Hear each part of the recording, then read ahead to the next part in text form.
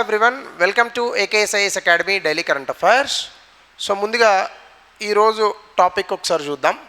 దానికన్నా వెళ్ళే ముందు నేను ఇచ్చినటువంటి క్వశ్చన్, పార్లమెంటరీ సిస్టమ్ అని దేని అంటారు?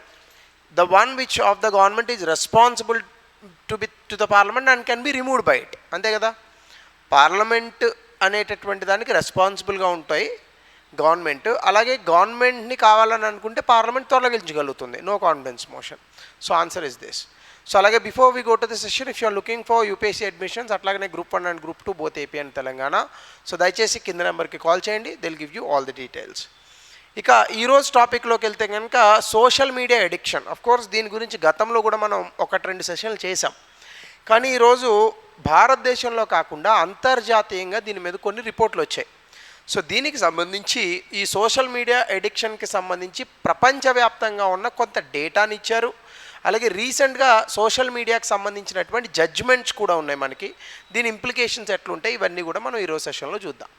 సో ముందుగా న్యూస్లో కనుక మనం చూస్తే 2 ల్యాండ్మార్క్ యుఎస్ కోర్ట్స్, అంటే 2 యుఎస్ కోర్టులు రూలింగ్స్ చేశాయి. ఏంటి, వాళ్ళ దేశంలో అంటే యునైటెడ్ స్టేట్స్ ఆఫ్ అమెరికాలో మెటా అంటే ఏంటి, ఫేస్బుక్, యూట్యూబ్, ఈ 2 కూడా liable for designing addictive platforms. అంటే ఈ 2 ఎడిక్టివ్ ప్లాట్ఫామ్స్ అని చెప్పట్లా, డిజైనింగ్ ఎడిక్టివ్ ప్లాట్ఫామ్స్ అంటున్నాడు. అంటే ఏంటి దాని అర్థము, ఫేస్బుక్, యూట్యూబ్ కావాలనే ప్రజలు అతుక్కొని ఉండేటట్టుగా ఈ యొక్క సోషల్ మీడియా వెబ్సైట్లను కానీ యాప్లను కానీ తయారు చేస్తున్నారు.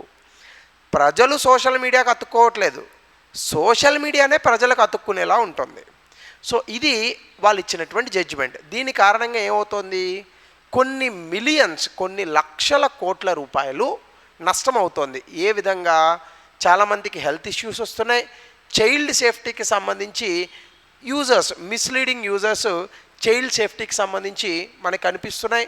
ఇవన్నీ కూడా దీనికి గల నష్టాలన్నమాట. సో దీనికి సంబంధించి 2 కోర్టులు రూలింగ్ ఇచ్చాయి. అయితే ముందుగా అసలు సోషల్ మీడియా ఎడిక్షన్ అంటే ఏంటి, ఇది మనం చూడాలి. ముందుగా సోషల్ మీడియా ఎడిక్షన్ అంటే ఏంటంటే, ఇది ఒక బిహేవియరల్ ఎడిక్షన్. అంటే మన రోజువారీ జీవితంలో మన తాలూకా బిహేవియర్ అనేటటువంటిది ఏదైతే ఉందో, ప్రవర్తనా శైలి, ఈ ప్రవర్తనా శైలి అనేటటువంటిదే మార్పు చెందుతుంది. ఏ విధంగా, overly concern about social media. చాలామంది చూడండి, సోషల్ మీడియాలో ఒక పోస్ట్ పెట్టారనుకోండి, ఎన్ని లైక్స్ వచ్చాయి, ఎన్ని కమెంట్స్ వచ్చాయి, ఇలా చూస్తూ ఉంటారు. సో ఇది ఒక type of addiction. Of course మీకు నిజంగా ఒక ఛానల్ ఉండి దాని ద్వారా మీరు డబ్బు సంపాదిస్తుంటే పోనీ చూసారంటే ఒక అర్థం ఉంది. ఇన్ జనరల్గా పెడుతూ ఉంటారు ఫేస్బుక్లో, వాట్సాప్లో స్టేటస్లు. ఎంతమంది స్టేటస్ చూశారు? నువ్వు స్టేటస్ పెట్టింది నీ స్టేటస్ వేరే వాడు చూస్తాడని, నీ స్టేటస్ ఎంతమంది చూసారని నువ్వే చూసుకుంటావని కాదు కదా. సో ఇది అలాగనే uncontrolled urge to log on or use it. అంటే ప్రతిసారి ఫేస్బుక్లోకి వెళ్ళిపోవడం, ఇన్స్టాగ్రామ్లోకి వెళ్ళిపోవడం, యూట్యూబ్లోకి వెళ్ళిపోవడం, ఎందుకు వెళ్తున్నాం అనేటటువంటి దాంతో సంబంధం లేదు. జస్ట్ ఆ రీల్స్ చూడడానికి, ఇలా ఎందుకు వెళ్తున్నారో సోషల్ మీడియాలోకి కారణం లేకుండా సోషల్ మీడియాని వాడుతూ ఉంటే దాన్ని ఎడిక్షన్ అంటారు. అలాగే devoting so much of time, అంటే ఎంత టైము, సాధారణంగా సోషల్ మీడియా పైన రోజుకి గంట కన్నా ఎక్కువ పెట్టే వాళ్ళని అధికంగా సోషల్ మీడియా వాడుతున్నట్టుగా లెక్క కడతారు. అట్లానే effort to it that it ఇంపేర్స్ other important life areas. జీవితంలో మిగతా విషయాలను అది ఎక్కువగా ప్రభావితం చేసేటటువంటి దానిగా ఉంటే దీన్ని సోషల్ మీడియా ఎడిక్షన్ అని అంటారు. సో ఇక్కడనే మనకి డోపమైన్ రివార్డ్ పాత్వేస్ ఉంటాయి. అంటే బ్రెయిన్లో మనకి ఏవైనా డ్రగ్స్ ఎక్కించుకున్నప్పుడు కానీ, పేకాట లాంటి గ్యాంబ్లింగ్స్ ఆడినప్పుడు కానీ ఒక రకమైనటువంటి హార్మోన్ ఉత్పత్తి అవుతుంది.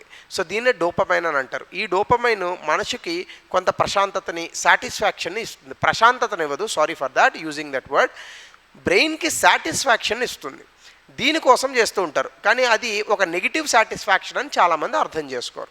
సో దీన్ని సోషల్ మీడియా ఎడిక్షన్గా పేర్కొంటారు. అయితే దీనికి సంబంధించిన డేటా కనుక మనం చూస్తే, లాస్ ఏంజల్స్ జ్యూరీలో రీసెంట్గా $1 మిలియన్, అంటే మన భాషలో 9 కోట్ల రూపాయలు డ్యామేజెస్ ఇచ్చారు ఒక కేసు పెట్టినటువంటి వ్యక్తికి. అతను ఏం చెప్పాడంటే, ఆమె ఏం చెప్పిందంటే, కంపల్సివ్ యూజ్ అండ్ బాడీ డిస్మార్ఫియా.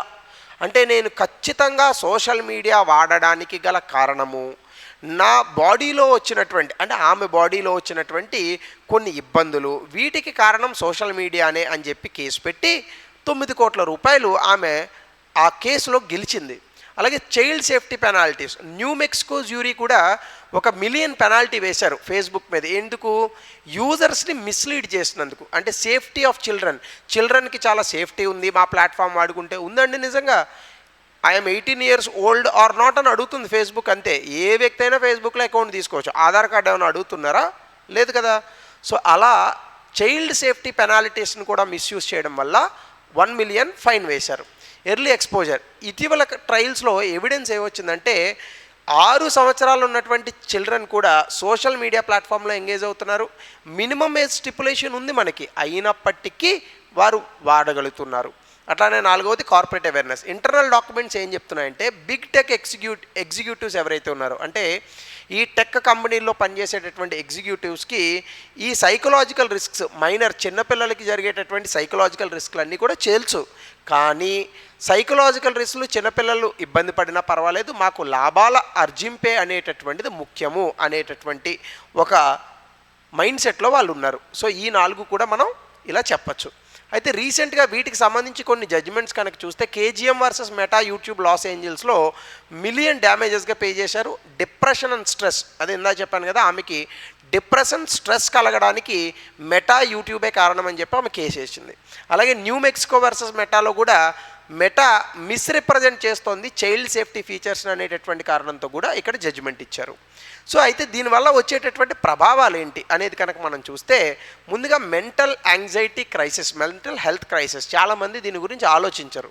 అంటే అధికంగా ఈ యొక్క వాడడం వల్ల, అంటే అధికంగా మనము సోషల్ మీడియాని వాడడం వల్ల యాంగ్జైటీ అండ్ డిప్రెషన్, అంటే ఏదైనా మనకి మంచిగా జరుగుతుంటే యాంగ్జైటీ లెవెల్ పెరుగుతుంది, ఏదైనా లైక్సో ఇంకొకటో జరగకపోతుంటే డిప్రెషన్ లెవెల్కి వెళ్ళేటటువంటి అవకాశాలు ఉన్నాయి. అలాగే సైకోటిక్ కండిషన్స్ యూత్లో కూడా పెరగడం మనం గమనించవచ్చు.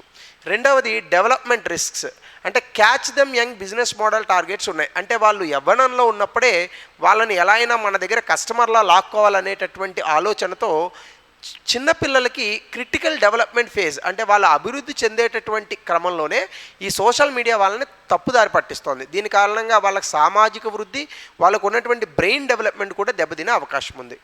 3 లీగల్ షిఫ్ట్. ఈ రూలింగ్స్ కారణంగా మనకి ఏమవుతుందంటే యూజర్ రెస్పాన్సిబిలిటీ నుంచి డిజైనర్ రెస్పాన్సిబిలిటీ. ఇప్పటి వరకు ఏం చెప్పాం మనము? సోషల్ మీడియా ఎవరైతే వాడుతున్నారో వారు జాగ్రత్తగా ఉండాలని చెప్తున్నాం. ఇప్పుడు అలా కాదు, సోషల్ మీడియాని ఎవరు తయారు చేస్తున్నారో వారు జాగ్రత్తగా ఉండాలి. సో ఎలా అయితే మనము ఈ చుట్టా, బీడీ, సిగరెట్ అనేటటువంటి టొబాకో కంపెనీస్ మీద పన్నులు వేసామో వాళ్ళు జాగ్రత్త పడాలని ఇప్పుడు సోషల్ మీడియా మీద కూడా అదే పరిస్థితి ప్రపంచంలో వస్తుంది. ఇక 4 రెగ్యులేటరీ ఫ్రిక్షన్స్, అంటే ఈ ప్లాట్ఫామ్ని రెగ్యులేట్ చేయడం అనేటటువంటిది ఫ్రీ స్పీచ్, అంటే మనకు ఉన్నటువంటి ఈ ఫ్రీడమ్ ఏదైతే ఉందో ఈ హక్కుకి విఘాతం కలిగిస్తుంది. దీని కారణంగా మన విధానాలకు సంబంధించి కొంత ఈ పాలసీ పరంగా ఆ పాలసీ ఎన్వైర్న్మెంట్ పాడయ్యేటటువంటి అవకాశం ఉంది. ఎందుకంటే మీరు సోషల్ మీడియాని రెస్ట్రిక్ట్ చేస్తారు, అది ఆర్టికల్ 19కి ఎగెనెస్ట్ ఫ్రీడమ్ ఆఫ్ స్పీచ్ ఇట్లాంటివి చెప్తారు. సో కాబట్టి ఏ రకంగా మనం రెగ్యులేట్ చేస్తాం అనేటటువంటిది మరొక డైలమా.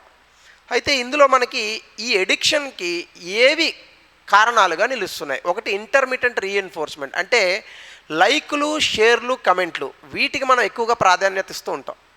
మీరు ఇస్తారా సార్ అని అడగండి, ఎప్పుడో ఒకసారి చూస్తాను. నేను వీడియో పెట్టడం వరకే నా పని, అది ఎంతమంది రిసీవ్ చేసుకుంటారు అనేది నేను పెద్దగా చూడను.